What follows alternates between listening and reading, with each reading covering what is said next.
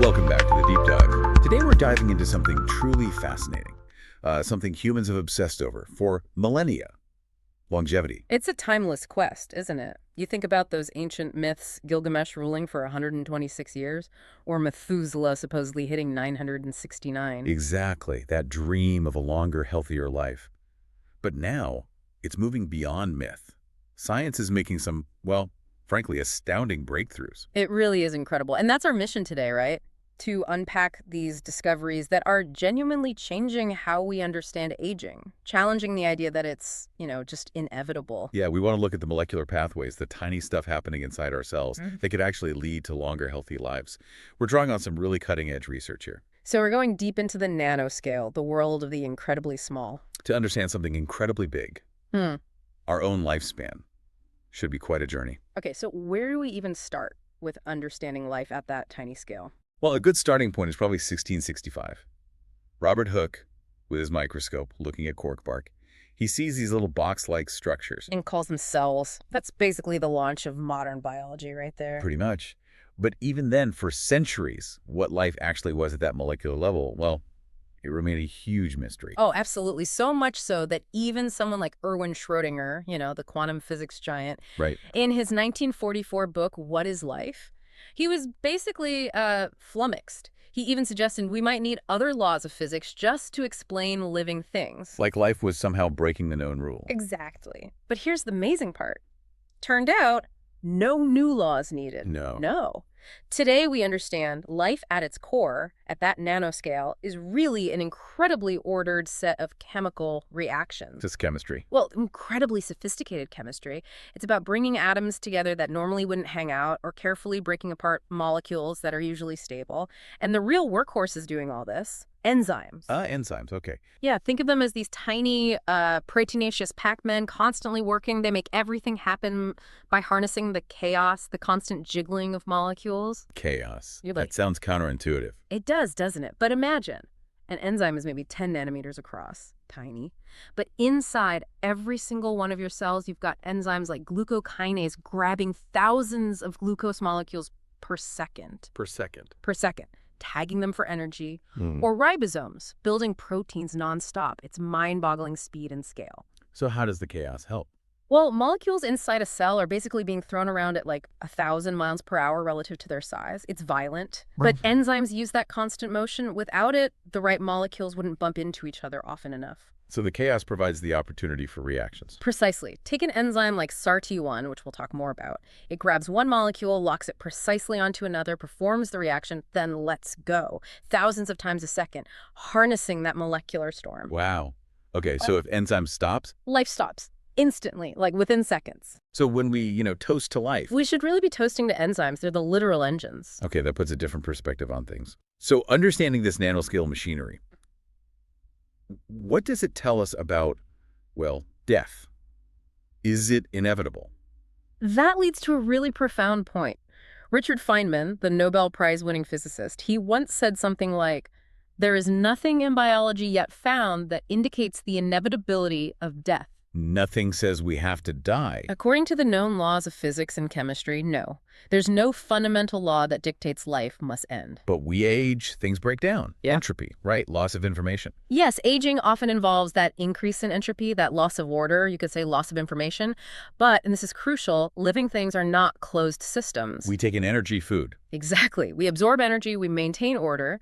So theoretically, as long as a living system can preserve its vital biological information, its instructions, and keep absorbing energy, it could potentially continue indefinitely. Okay, hold on. That sounds like immortality talk. Huh. Well, not tomorrow, no, but it means there's a scientific path. It suggests aging isn't some mystical force, but a process we can potentially understand and maybe influence. We're building on old wisdom, things we've observed for centuries, but with these powerful new molecular tools. And some of the first steps on that path, the things we can influence, involve molecules we actually already know about. Even medicines. That's right. And this brings us to 3 key longevity pathways in our bodies: mTOR, AMPK, and sirtuins. mTOR, AMPK, sirtuins. Got it. These pathways didn't just appear randomly. They evolved over millions of years specifically to protect us during tough times. Tough times like famine or intense effort. Exactly. Yeah. Low-calorie diets, strenuous exercise, things that signal adversity. When these pathways get activated, the body switches into a kind of survival mode. Organisms become healthier, more resistant to disease, And live longer. and live longer. That's the key observation. Okay, so activating these pathways is good for longevity, but who wants to live in constant hardship? Right. And that's the really exciting part. We're finding specific molecules that can actually tweak these pathways. They can sort of mimic the benefits of adversity. Without the actual adversity. Precisely, giving us the health and longevity advantages without the struggle. And the first molecule we should probably talk about is a fantastic story. It's sometimes called the world's greatest Easter egg, rapamycin. Easter egg. Okay, I'm intrigued. Where does this come from? It comes, quite literally, from Easter Island, Rapa Nui, mid-1960s. Scientists were there soil sampling, looking for interesting microbes. Not looking for statues then. Maybe on their day off. But professionally, they were after microbes. And under one of those giant stone heads in the soil, they found a bacterium, Streptomyces hygroscopicus. Okay. And a researcher, Siren Segal, isolated a compound produced by this bacterium. It turned out to be a potent antifungal. So he named it rapamycin after the island. Makes sense. Good for athlete's foot, maybe. That was the initial thought. But then the story takes a turn. Segal's lab was closing down in the early 80s, and he was actually told to destroy all his samples. Oh, no. But he just couldn't bring himself to do it. So he secretly took a few vials of the bacteria home, stuck them in his freezer for years. Wow. That's dedication. Mm-hmm. Or maybe defiance. A bit of both, maybe. Aye. It wasn't until the late 80s he convinced his new bosses to let him study it again. And that one act of, let's say, scientific preservation, it changed medicine. How so? What did they find? Well, the really big discovery wasn't its antifungal properties. It turned out rapamycin is also a powerful immunosuppressant. Ah, so it dials down the immune system. Exactly. Which killed its prospects as an antifungal, obviously, but opened a massive new door. Organ transplantation, preventing rejection. Okay, that's huge. Absolutely. It became a critical drug. There's even a little plaque on Easter Island acknowledging it. Deservedly so. Yeah. But what does this have to do with longevity? Well, that plaque might need an update because the story doesn't end there. Rapamycin isn't just an immunosuppressant. It turns out to be one of the most reliable, consistent, life-extending compounds ever tested in lab animals. Really? How much longer? In mice, for example, giving them small doses, even late in life, extends their lifespan by 9 to 14%. 9 to 14%. What does that translate to in human terms? Roughly speaking, maybe an extra decade of healthy life. A decade. Wow. Okay. And it's not just lifespan. You know how sometimes older parents can have offspring with certain health issues? Right. Mice treated with rapamycin, their offspring didn't show those negative effects linked to parental age. It seems to have epigenetic benefits, too. That's fascinating. So who figured all this out?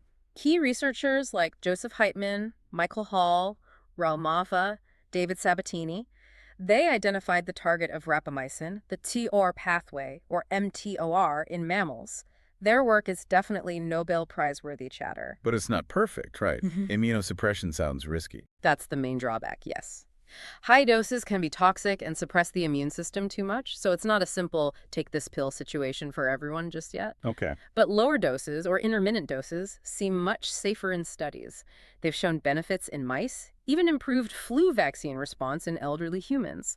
The big push now is developing rapalogs. Rapalogs, like analogs of rapamycin. Exactly, compounds that hit the same mTOR pathway, but hopefully with more precision and fewer side effects. It's a really active area. Okay, so rapamycin, amazing discovery, targeting mTOR, definite longevity effects, but with caveats. What's next? Next up is a molecule that's, well, incredibly common, incredibly cheap, and showing surprising longevity benefits. Metformin. Metformin. Isn't that a diabetes drug? It is. Probably the most widely prescribed type 2 diabetes drug globally, but its origins are way older. It traces back to a plant called Galega officinalis. Go through. French lilac. That's the one. Used in herbal medicine for centuries, apparently for symptoms related to diabetes. Huh. So folk medicine had a clue. It seems so. The plant contains guanidine, and in the 1920s, doctors started using granadine derivatives to lower blood sugar. This was just before the big insulin breakthrough for type 1 diabetes in 1922. Right, insulin for type 1. Yeah. But type 2 is different, isn't it? The body makes insulin, but doesn't respond properly. Exactly. The cells become kind of deaf to insulin's signal. Yeah. And Type 2 diabetes is a massive global health crisis. We're talking nearly 4 million premature deaths a year from complications. Blindness, kidney failure, amputations. It's horrific. And it affects aging, too. Definitely. High blood sugar can actually accelerate your epigenetic clock, make your body biologically older faster. Okay, so back to the French lilac connection. Right. In the mid-50s, two French researchers, Yann Aron and Jean Stern, revisited those guanidine compounds. Stern published a paper in 1957 on dimethylbiguanide, Which we now call metformin. And today, it's everywhere. Super effective, super safe for most people, apart from maybe some mild stomach upset, and incredibly cheap, like less than $5 a month, cheap as a generic. So a cheap, effective diabetes drug, but the longevity angle. That's where it gets really interesting. Researchers started noticing this curious pattern. People taking metformin for diabetes seem to be living healthier lives, even compared to non-diabetics, healthier in ways that weren't just about blood sugar control. How much healthier? Well, studies in mice showed nearly a 6% increase in lifespan with low-dose metformin. That's maybe like 5 extra healthy human years, plus lower LDL cholesterol, better physical fitness in the mice. Okay, that's significant. And in humans. Even more striking, one big study looked at over 41,000 metformin users, older folks between 68 and 81. They found significant drops in rates of dementia, Wow. depression, cardiovascular disease, frailty, even various cancers. The reduction in cancer risk was particularly notable in some studies. So it's not just managing diabetes, it's having broader protective effects. How? It seems to work partly by mimicking calorie restriction, similar to rapamycin, but through different mechanisms. It affects mitochondria, limits some metabolic reactions, and importantly, it activates AMPK. AMPK, another one of those key pathways. Exactly. And it also seems to activate SRT1, one of the sirtuins we mentioned. So it's hitting multiple longevity pathways. It engages that survival circuit. And the idea is this slows down that epigenetic noise, the information loss in our cells as we age. That seems to be a major part of it, yes. Slowing down the biological aging clock. Which naturally leads to the big question. Yeah. Could metformin be used generally by non-diabetics purely for anti-aging? That's the million-dollar question, or maybe the billion-dollar question. There's a landmark study called TAME Targeting Aging with Metformin, Jamie. led by Nir Barzilay. Its goal is huge: to convince the FDA, the regulatory agency, that aging itself should be considered a treatable condition. That would be revolutionary, treating aging like a disease. It would be a complete paradigm shift. And if metformin is approved for that indication, it opens the floodgates. There's even one small, very preliminary study that hinted at actual reversal of DNA methylation age, like turning back the biological clock after just a week, maybe even hours, on metformin. Turning back the clock? Seriously? It's early days for that specific claim, needs much more research. But it shows the direction things are heading. The potential is enormous. Okay, so we've had rapamycin and metformin, both acting on these core longevity pathways. What about the third pathway, sirtuins? Right, sirtuins. These were really highlighted back in 1999 when the yeast gene sirtu was identified as, arguably, the first true longevity gene. It linked aging directly to genetic and epigenetic stability. So boost sirtuins live longer. That was the hope. But the challenge is you can't easily just add extra sirtuin genes into humans or other complex organisms. It's not practical or safe right now. So instead of adding the gene, find something that makes the existing sirtuins work better. Exactly. Find chemical activators, stacks sirtuin activating compounds. And this leads to another story of serendipity. Seems to be a theme here. It really is. A biochemist named Konrad Howitz was actually looking for chemicals that would inhibit SRT1, the main human sirtuin, block its activity. The opposite of what you'd want for longevity. Right. But instead, he stumbled upon two plant compounds, fisetin and butane, that did the exact opposite. They stimulated SRT1, made it work about 10 times faster. Wow. Pure luck. Pure luck. And then he shared these results with a chemist colleague, Robert Zipkin. Zipkin looked at the structures of fisetin and butane and noticed they both had a similar core shape, two phenolic rings linked by a bridge. And he had this light bulb moment. He thought, wait a second, you know what else has that structure? Let me guess. Something famous. Resveratrol. Ah, the red wine molecule. The very same. Resveratrol had already been talked about because of the French paradox, the observation that people in France had relatively low heart disease rates despite diets often high in saturated fat. Red wine consumption and thus resveratrol was floated as a possible explanation. So Howitz and Zipkin tested resveratrol on I SRT1. did, and boom, it worked. It activated sirtuins, and when they tested it in the lab, the results were pretty dramatic. Like, Well, in yeast, it significantly extended lifespan, equivalent to adding maybe 50 human years. It clearly mimicked calorie restriction. 2 years. Okay, that's attention-grabbing. Definitely. In fruit flies, it added about a week or more to their lives. That's like an extra 14 human years. Roundworms lived longer too, but only if they had their sirtuin genes working. Human cells treated with it resisted DNA damage. What about mice? That was really interesting. They fed resveratrol to obese mice on a high-fat diet. The mice stayed fat, Oh, but their organs stayed healthy. Their hearts, livers, arteries, muscles, they looked like lean mice. They had more mitochondria, less inflammation, better blood sugar control, and they lived about 20% longer than the obese mice without resveratrol. so it uncoupled obesity from its negative health effects to some extent. It seemed to, yes. Which leads to this cool concept called xenohormesis. Xeno what now? Xenohormesis. Xeno meaning foreign, hormesis meaning a beneficial stress. The idea is that plants, when they're stressed by drought or sunlight or pests, Like grapes making wine or willow bark or green tea. exactly. They produce these protective chemicals like resveratrol, fisetin, or compounds in garlic or lilac. And when we consume these stress plants, those chemicals can activate our own stress response, survival pathways, like sirtuins. So eating stressed plants can make us more resilient. That's the theory. Choosing those brightly colored organic foods might actually be giving us a dose of these beneficial stress signals. Fascinating. So is resveratrol the magic bullet then? Well, not quite. As a drug, it had issues with potency and how well it dissolves and gets absorbed. But its discovery was absolutely critical. It was the first real proof that a single molecule could mimic calorie restriction and activate sirtuins without making you go hungry. It kicked off a massive global search for better stacks. Okay, so resveratrol pointed the way.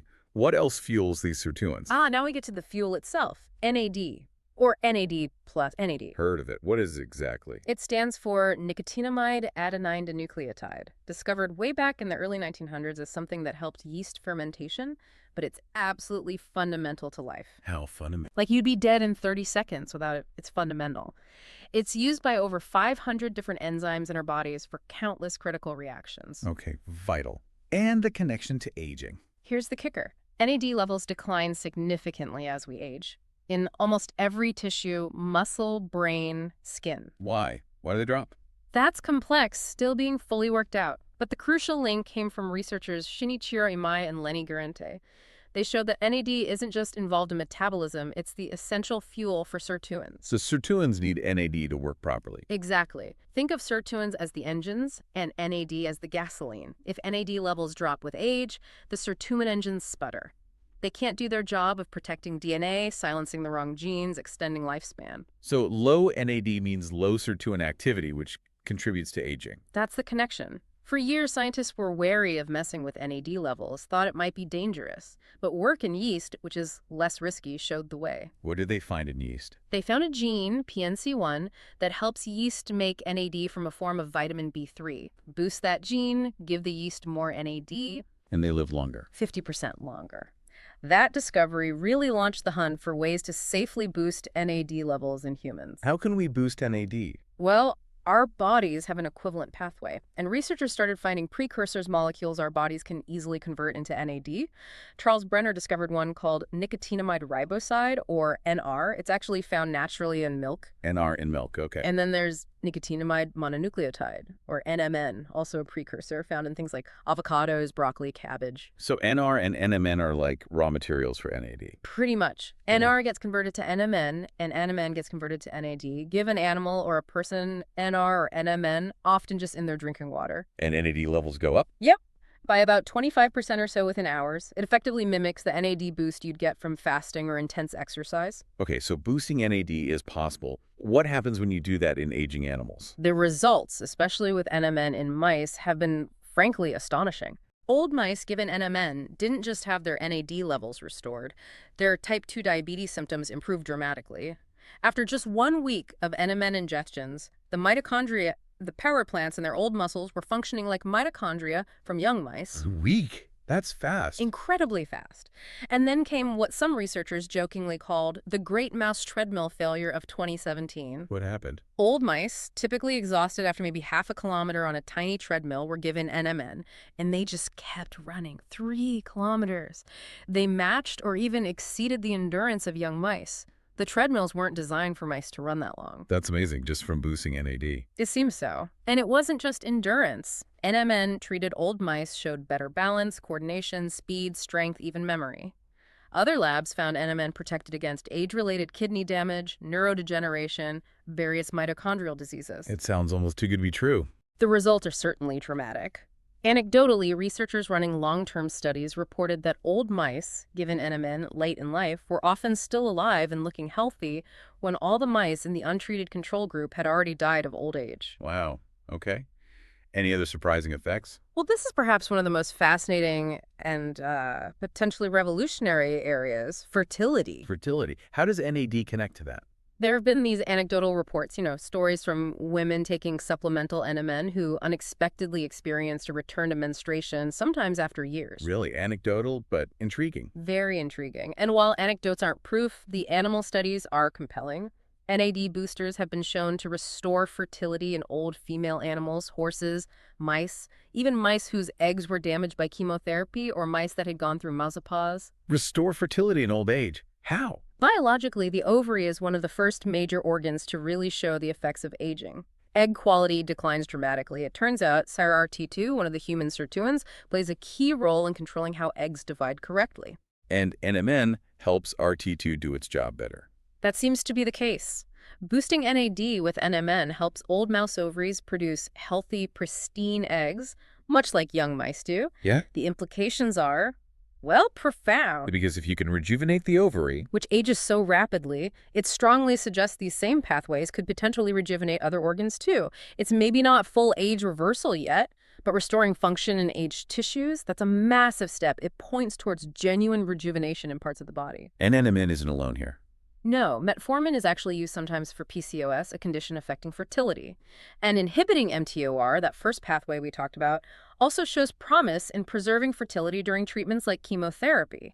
These pathways are deeply interconnected with reproductive aging. Okay, this is all incredible stuff. Rapamycin, metformin, resveratrol, NAD boosters. Yeah. But you hear the caveat, right? A lot of this is mice. How much translates? That's always the crucial question. And you're right, mouse studies are not human proof. But sometimes personal stories, while anecdotal, can be incredibly illustrative. Can I share one about my own father? Please do.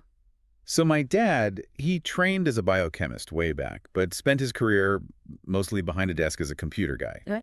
Pretty sedentary lifestyle, the kind of fun called the new smoking. Right. After my mom passed away in 2014, his health, which wasn't amazing to begin with, really started to slide. Mid-70s, developed type 2 diabetes, hearing loss, vision getting worse, always tired, repeating stories, kind of grumpy, just generally declining. Sounds sadly familiar for many families. It does. Now, he's naturally skeptical, being a scientist himself, but he was intrigued by the mouse studies I was involved in and reading about. Mm. NMN is available as a supplement. Mm. It's not regulated like a prescription drug.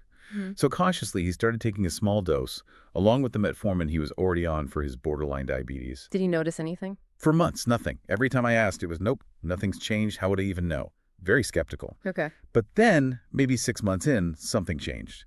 He said, very quietly, almost reluctantly, I don't want to get carried away, but something is happening. Really? Like what? He said he felt less tired, less sore after gardening, sharper mentally. He started mentioning he was outpacing his friends on their bushwalks, started beating younger guys at the rowing machine at the gym. And his doctor was surprised because his liver enzymes, which had been abnormal for like 20 years, suddenly normalized. Wow, that's quite a turnaround. It really was. But the biggest thing for me, the next time he visited, I realized something subtle but huge. For the first time since my mom died, that genuine, happy smile was back on his face. That says a lot. It does. And today, he's in his 80s now. He's hiking mountains in Tasmania, riding three-wheelers across rugged terrain, ziplining, whitewater rafting, exploring ice caves in Austria. He even took on a new career in his late 70s. That's incredible, especially for someone you described as not naturally outgoing or optimistic. Exactly. He fully expected to end up frail in a nursing home. Now he's running around like a teenager, full of energy and plans. That's a powerful story. Anecdotal, like you said, but powerful. Completely anecdotal, yes. Not scientific proof. He himself still says, well, I can't be sure it was the NMN, but then he usually adds, but there's really no other explanation. It's just one story, but it really illustrates what might be possible, what life could be like if we stop accepting aging as just inevitable decline. So where does this leave us? What's the big picture for the future? The absolute gold standard, the ultimate proof, has to come from large-scale, well-designed, double-blind, placebo-controlled human clinical trials. No question. And those are happening. They are. For metformin, for NAD boosters, for rapalogs, and for many other compounds targeting these pathways and others, researchers are constantly screening hundreds, thousands of molecules, both natural and synthetic, looking for even better ways to essentially suppress that epigenomic noise, clear out cellular damage, and rejuvenate tissues. So the momentum is there. The momentum is huge. I genuinely believe that significantly prolonged vitality, not just lifespan, but healthy active years, is truly within reach. Maybe just a few pills away, building on what we already know. It's not necessarily about finding one magic bullet, a single cure for aging. Probably not. It's more likely to be a continuous process. Each breakthrough buys us more healthy time, allowing us to benefit from the next breakthrough. It's about incremental gains leading to potentially dramatic extensions of health span. It really feels like we've covered a monumental shift today, moving from just accepting aging to potentially intervening, based on this deep understanding of what's happening at the molecular level. Absolutely. We've journeyed from Hooke's first glimpse of cells through Schrodinger's puzzle to understanding enzymes and now identifying these key pathways, mTOR, EMPK, sirtuins. And seen concrete examples like rapamycin from Easter Island, the ancient yet modern metformin, the red wine-inspired resveratrol, and these NAD boosters that seem to refuel our cellular engines. It's an incredibly exciting time in the science of aging. So maybe a final thought to leave our listeners with. If these advances continue, if a simple, relatively affordable pill really could dramatically boost your health span, add vibrant years to your life, what would you do with that extra time? What new experiences would you chase? And zooming out, what does it mean for society if living healthily to 100, 110, maybe 120 becomes not just a rarity, not just a hopeful wish, but average? Profound questions. Definitely something to reflect on. What are the implications for our lives, our careers, our families, our world?